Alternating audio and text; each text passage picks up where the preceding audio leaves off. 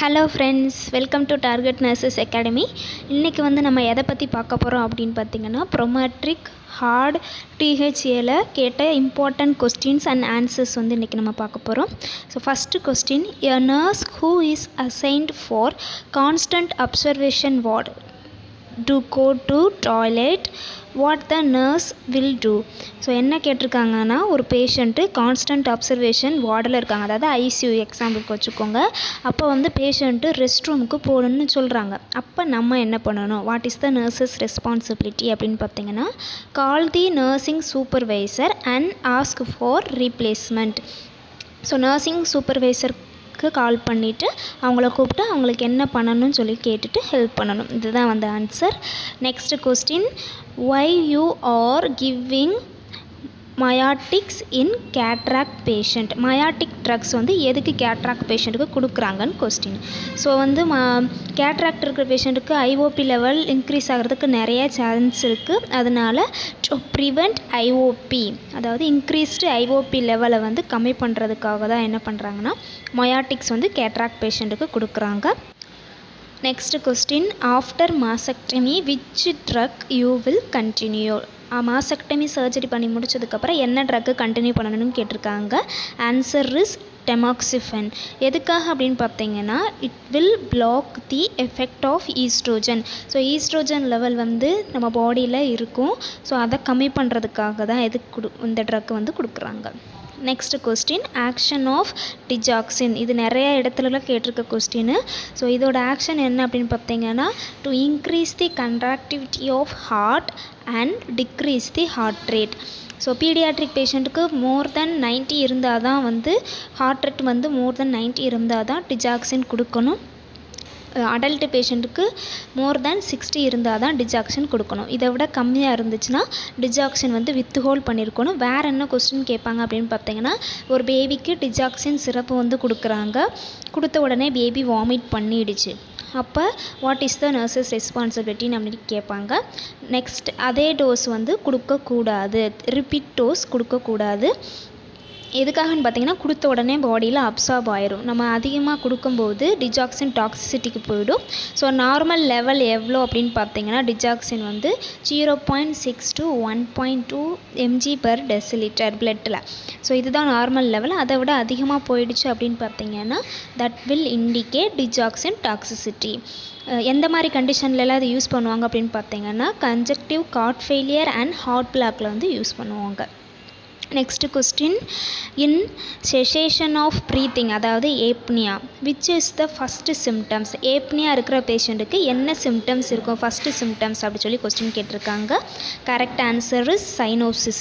Cyanosis தான் இருக்கும். So body ஃபுல்லாக சைனோசிஸ் இருக்கும். Next question, breast self examination in the palpation and dash of breast. So breast self examination என்னென்ன டெக்னிக்லாம் use பண்ணுவாங்கன்னு சொல்லி கேட்டிருக்காங்க. பால்பேஷன் அண்ட் இன்ஸ்பெக்ஷன் தான் யூஸ் பண்ணுவாங்க. அதே மாதிரி இப்போ வேறு என்ன கொஸ்டின் கேட்பாங்கன்னா, breast self examination பண்ணும்போது பேஷண்ட் மிரர் முன்னாடி இருக்காங்க, அப்போ என்ன டெக்னிக் யூஸ் பண்ணுறாங்கன்னு கேட்டிருப்பாங்க. அப்படின்னா இன்ஸ்பெக்ஷன். ஸோ மிரர் முன்னாடி நின்று நிப்பிள் எப்படி இருக்குது, ப்ரெஸ்ட்டில் எதுவும் நோடல்ஸ் இருக்கா, அப்படி ஏசிமெட்ரியாக இருக்கா, சிமெட்ரிக்கலாக இருக்கான்னு சொல்லிட்டு அசஸ் பண்ணுவாங்க. அதுதான் கரெக்ட் ஆன்சர். ஸோ இதில் correct answer inspection and palpation. Next question, when time of performing breast self examination. எப்போ breast செல்ஃப் எக்ஸாமினேஷன் பண்ணணும்னு சொல்லி கேட்பாங்க. After the menstruation. Correct answer is after the 1 week of menstrual cycle in menstruation women. So menses போயிட்டுருக்க உமன்னு பார்த்தீங்கன்னா after 1 week assess பண்ணணும். ஏன் அப்படின்னு பார்த்தீங்கன்னா, ப்ரீ மென்சுரல் சிம்டம்ஸ் சில மதருக்கு இருக்கும். ஸோ அப்போ என்ன ஆகும் பார்த்தீங்கன்னா, ப்ரெஸ்ட் டெண்டர்னஸ் இருக்கும், பெயின் இருக்கும், அதனால் நம்ம கரெக்டாக அசஸ் பண்ண முடியாது. இதுவே மெனோபாசல் உமன் அப்படின்னு பார்த்தீங்கன்னா, same day of each month, ஒரு மந்தில் ஒரு டே, இப்போ 8th டே இந்த மந்த்துக்கு பண்ணியிருக்காங்கன்னா நெக்ஸ்ட்டும் 8th டேயில் தான் பண்ணணும். இதுதான் கரெக்ட் ஆன்சர். த நெக்ஸ்ட் ஒன்று, the main complication of epidural analgesia.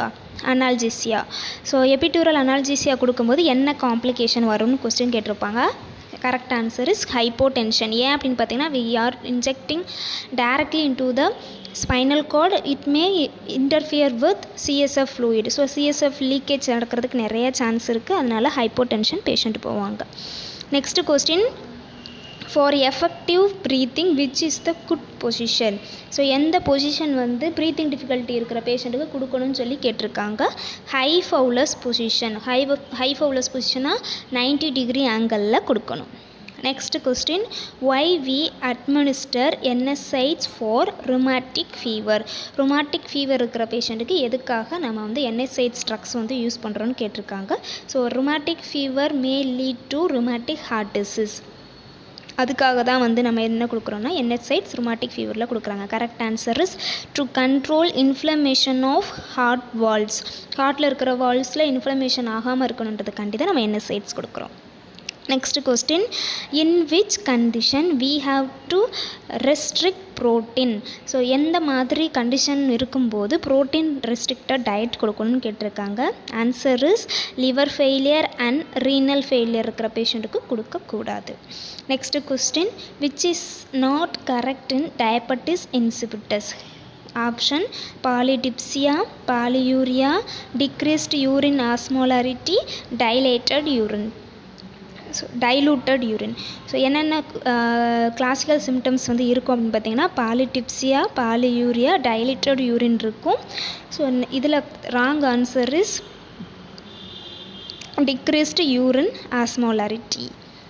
Next question, which drug is contraindicated in glaucoma. So குளுக்கோமானா என்ன அப்படின்னு பார்த்தீங்கன்னா இன்க்ரீஸ்டு ஐஓபி லெவல். ஸோ கண்ணில் இருக்கிற ப்ரெஷர் வந்து ஜாஸ்தியாக இருக்கிறது. ஸோ இதில் வந்து எந்த ட்ரக்கு கொடுக்க மாட்டாங்க அப்படின்னு பார்த்தீங்கன்னா அட்ரோபின். ஆன்டிகோலினர்ஜிக்ஸ் வந்து அவாய்ட் பண்ணணும். ஏன் அப்படின்னு பார்த்தீங்கன்னா it will increase the IOB level. Next one is an registered nurse delegates the task to paramedical nurse. While doing the task, the registered nurse should. அதாவது paramedical nurse வந்து ரிஜிஸ்டர் நர்ஸால் ஒரு வேலை கொடுத்துருக்காங்க. அப்படி கொடுத்துருக்கும்போது ரிஜிஸ்டர் நர்ஸ் வந்து என்ன பண்ணணும் அப்படின்னு கேட்டிருக்காங்க. Answer is observe carefully while performing the task. Paramedical nurse வந்து டாஸ்க்கு பண்ணும்போது ரிஜிஸ்டர் நர்ஸ் வந்து ஃபுல்லாக அவங்கள வாட்ச் பண்ணணும், கரெக்டாக வேலை பார்க்குறாங்களா, இது கரெக்டாக மெடிசன் கொடுக்குறாங்களா அப்படி சொல்லிட்டு. Next question, and registered nurse is assigning a newly joined staff to perform enteral feeding. So enteral feeding வந்து கொடுக்கறதுக்காக நியூலி அசைன்டு ஸ்டாஃப் வந்து வர்றாங்க. So this junior staff tells that she has never done it before. So enteral feeding வந்து அந்த junior nurse வந்து இது வரைக்கும் கொடுத்ததே இல்லைன்னு சொல்லி ரிஜிஸ்டர்டு நர்ஸ்கிட்ட சொல்லிடுறாங்க. But she is happy to do that and the junior staff made medicine error. அவங்களுக்கு கொடுக்குறதுல வந்து இன்ட்ரெஸ்ட்டும் ஜாஸ்தி, ஆனால் கொடுத்தப்ப என்ன ஆயிடுச்சுன்னா மெடிசன் எரர் வந்துடுச்சு. அப்போ யார் ரெஸ்பான்சிபிள், ஹூ இஸ் ரெஸ்பான்சிபிள்னு கொஸ்டின் கேட்பாங்க. Responsible is registered nurse. ஏன்னா ஜூனியர் நர்ஸை கைட் பண்ணுறது யாருன்னு பார்த்தீங்கன்னா ரிஜிஸ்டர்ட் நர்ஸ். அவங்களோட டாஸ்க்கை எல்லாத்தையுமே இவங்க அப்சர்வ் பண்ணியிருக்கணும். ஸோ அப்சர்வ் பண்ணாதனால தான் மெடிக்கேஷன் எரர் வந்துச்சு. அப்போ யார் வந்து ரெஸ்பான்சிபிள்னா ரிஜிஸ்டர்ட் நர்ஸ் தான் responsible.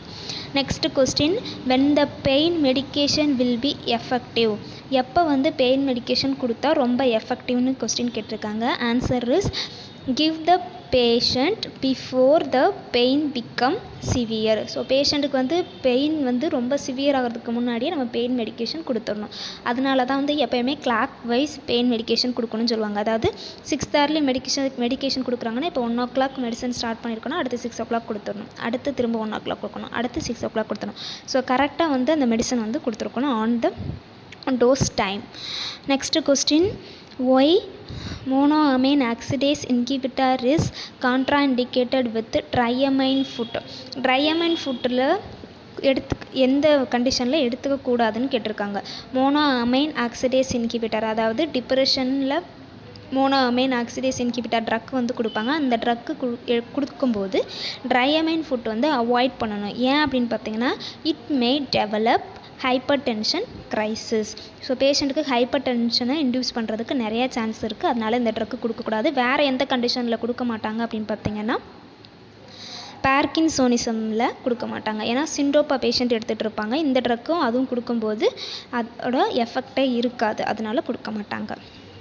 Next one is in PACU which of the following is a priority nursing action. அதாவது போஸ்ட் அனஸ்தட்டிக் கேர் யூனிட்டில் பேஷண்ட் இருக்காங்க, எது வந்து ஃபஸ்ட்டு நர்சிங் ஆக்ஷன் சொல்லி கேட்டிருக்காங்க. Monitor breathing pattern of the patient. ஏன் அப்படின்னு பார்த்தீங்கன்னா அனஸ்தீசியா கொடுத்ததுக்கப்புறம் ரெஸ்பிரேட்டரி டிப்ரெஷன் ஆகிறதுக்கு நிறைய சான்ஸ் இருக்குது. ஸோ ப்ரீத்திங் பேட்டர்ன் தான் வந்து அசஸ் பண்ணணும். Next and vital signs assess பண்ணணும்.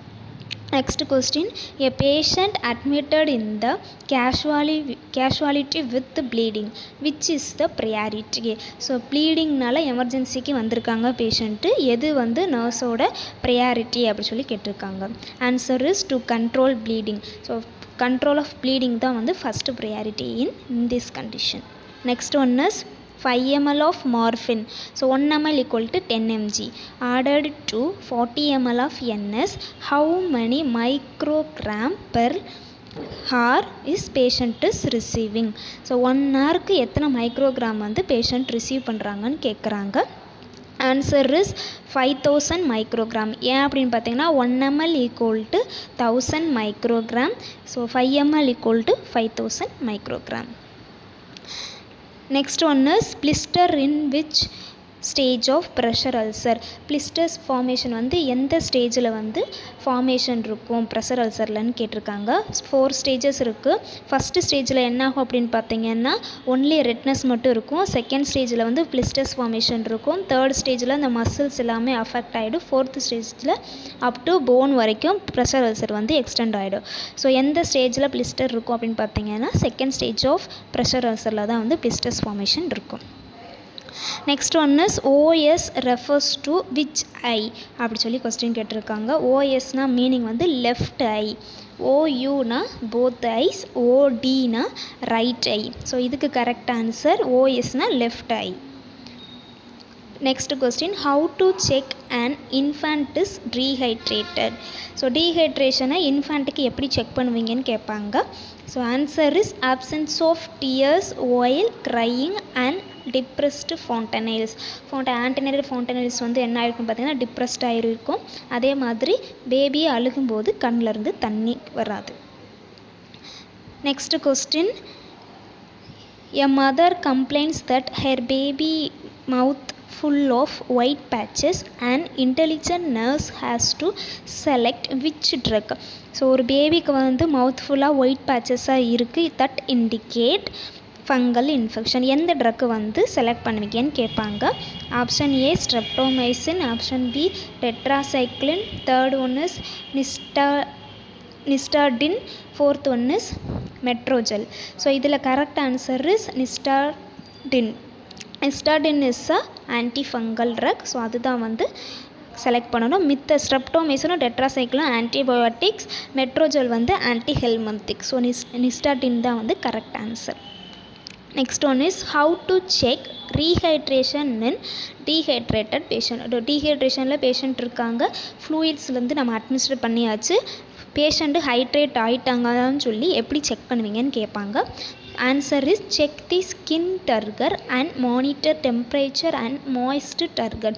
ஸோ ஸ்கின் டர்கரை வந்து செக் பண்ணணும், மாய்ஸ்டாக இருக்கா, ஸ்கின் ட்ரையாக இருக்கான்னு செக் பண்ணணும், ஸ்கின் டர்கர் ப்ராப்பராக பூவராக இருக்கா குட்டாக இருக்கான்னு செக் பண்ணணும், அதே மாதிரி ஆம்பர் கலர் யூரின் இருக்கான்னு செக் பண்ணணும். இங்கே correct answer is check the skin turgor and temperature. Thank you for வாட்சிங். Thank you girls, all the best.